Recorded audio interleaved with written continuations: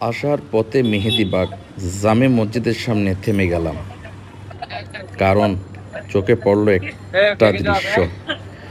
মসজিদের গা ঘেঁষে লম্বা লাইন ধরে এসেছে খাওয়ার বাজার।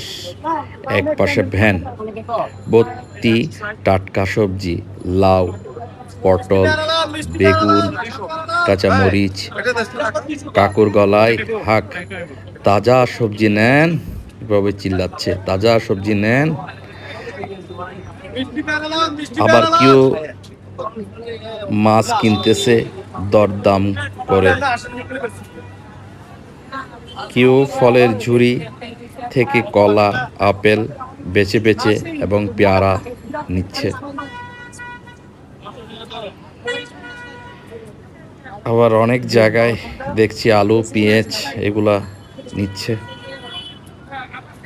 বেছে বেছে নিচ্ছে আলু।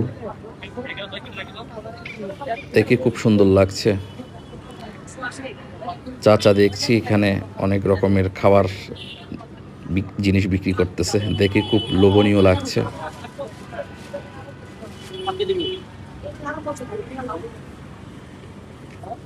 মসজিদ থেকে আজানের সুর ভেসে আসতেই আর নিচের দুনিয়ার জীবন চলছে নিজের ছন্দে।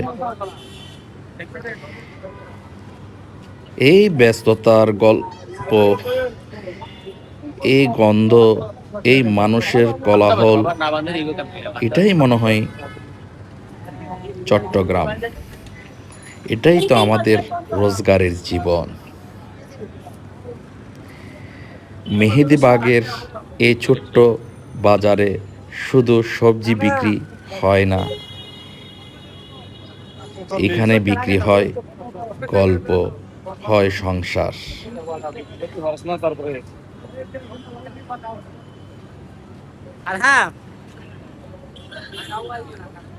ভালো লাগলে কমেন্ট জানাবেন।